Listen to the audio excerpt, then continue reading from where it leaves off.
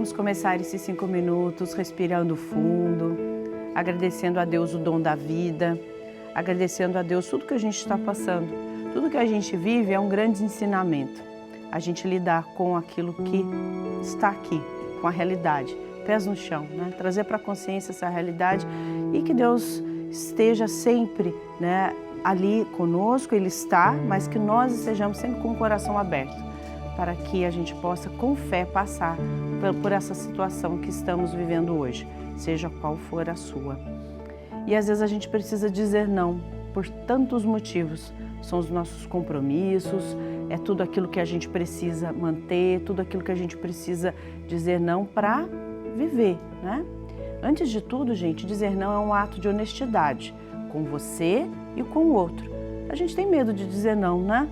Porque tem medo de ofender, tem medo de perder o outro, tem medo de não garantir algo que pode ser aquela quantidade, a quantidade que a gente tanto deseja na vida.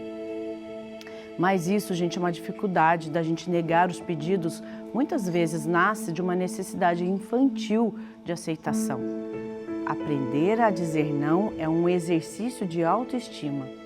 Significa compreender que o seu valor não está atrelado à utilidade ou à aprovação alheia.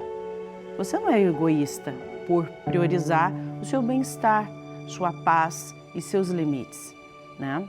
Todos pedem, nós temos uma demanda aqui fora dos pedidos que fazem a nós. Que bom, tá tudo bem, mas a gente precisa equalizar isso para que a gente possa olhar para a própria vida. Quando a gente forja um sim, sabe, dizendo eu vou dizer sim, mas sem querer, sabendo da necessidade do não, quando a gente forja esse sim pela culpa, senão você vai se sentir culpado, é uma troca. É uma moeda de troca emocional que sempre cobra juros muito altos. Depois a gente paga lá na frente. Quando a gente diz não com clareza e respeito por você e pelo outro, você trata o outro como adulto, sabe? Você também dá a ele a oportunidade de lidar com uma frustração. É um ato de confiança na relação. Olha que bonito. É aprender, né? A culpa, então, ele é um sinal de que velhas feridas de rejeição foram tocadas. Quando você se sente culpado em dizer não, respira fundo e sente sua vida, nomeia os seus sentimentos e exercita um não dito com convicção. Esse não dito com convicção, ele vai libertar ambas as partes. Você da obrigação inautêntica e o outro da expectativa irreal. Sabe, gente, quando você se ama, você aprende a crescer. E aí é um ato de amor muito grandioso. Ao assumir a autoria da própria vida, requer fronteiras claras. Pratique. Comece. O exercício de hoje, por exemplo, quando você se perceber, né, ali no seu dia a dia, para você exercitar um não. E observe o céu não desabar. A culpa vai se dissipando à medida que você se reconhece como prioridade. Dizer não é, no fundo, dizer sim à sua integridade. E assim a gente faz, né? Quando a gente diz não, aí olha, para quantas atividades que você diz não para você parar esse momento. E acalmar seu coração para dizer sim à vida quando você para ler a palavra de Deus e meditá-la como a gente faz nesse momento. E vamos lá? É a primeira carta de São Paulo aos Coríntios. Vamos refletir? Sente, escuta, para colocar em prática. Tudo é permitido, mas nem tudo é proveitoso. Tudo é permitido, mas nem tudo é edificante. Que ninguém busque seu próprio interesse, mas sim o dos outros. São Paulo nos lembra com muita simplicidade que eu posso tudo, mas tudo nem sempre me convém. E para entender melhor essa explicação de Paulo, para entender melhor essa expressão bonita de Paulo, é preciso compreender um pouco o seu contexto. A gente sempre diz que Paulo, as igrejas paulinas representam o início do cristianismo urbano. Claro que na época de Paulo não usava esse termo sobre urbanismo, mas Paulo foi um evangelizador, foi um apóstolo de grandes cidades, isso é certo. A cidade de Corinto, por exemplo, a cidade de Corinto sempre foi uma cidade muito grande, com mais de 500 mil de habitantes. Hoje em dia, uma cidade com 500 mil de habitantes é uma cidade de porte médio, a gente diria aqui no Brasil, mas na época antiga, na época de Paulo, não.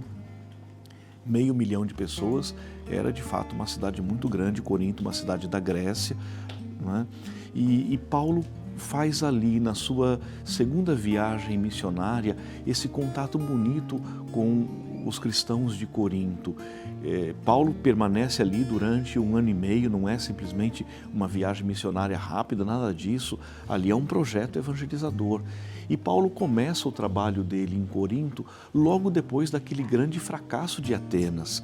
A gente recorda a passagem bíblica dos Atos dos Apóstolos, quando Paulo evangeliza no Areópago de Atenas e vive ali uma grande rejeição, um grande fracasso. Os gregos não entendem, na época de Paulo, os gregos não entendem e não queriam entender esse tema da ressurreição.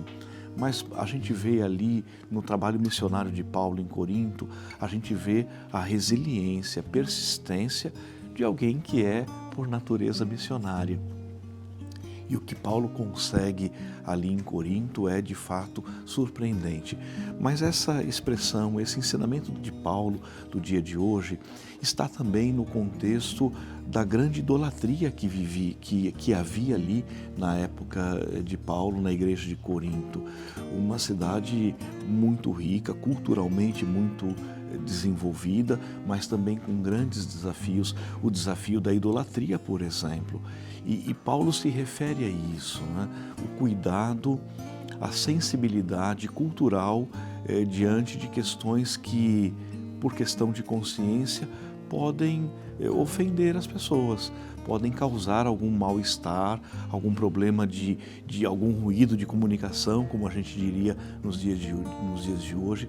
Por isso que Paulo é muito assertivo em dizer que tudo é possível, tudo posso, mas nem tudo me convém. Por quê? Porque a gente precisa sempre olhar também para o outro, respeitar também a sensibilidade, a cultura do outro.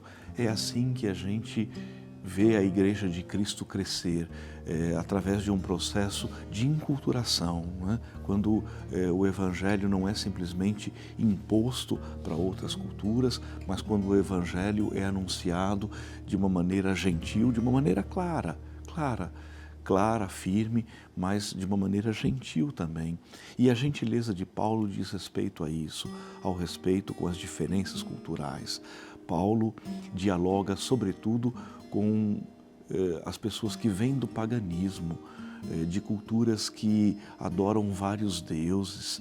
E Paulo tem muito jeito, muito cuidado, mas ele é muito claro em dizer que o nosso Deus é um Deus único. É o Pai de nosso Senhor Jesus Cristo. Nele está, de fato, a origem da nossa vida, dos nossos sonhos, a origem da nossa esperança. Rezemos, suplicando a proteção e a bênção de Deus. Pai nosso que estais nos céus, santificado seja o vosso nome. Venha a nós o vosso reino, seja feita a vossa vontade, assim na terra como no céu. O pão nosso de cada dia nos dai hoje. Perdoai as nossas ofensas, assim como nós perdoamos a quem nos tem ofendido. E não nos deixeis cair em tentação, mas livrai-nos do mal. Amém. Ave Maria, cheia de graça, o Senhor é convosco. Bendita sois vós entre as mulheres, e bendito é o fruto do vosso ventre, Jesus. Santa Maria, Mãe de Deus, rogai por nós, pecadores, agora e na hora de nossa morte. Amém. Nossa Senhora Aparecida, Rogai rogai por nós.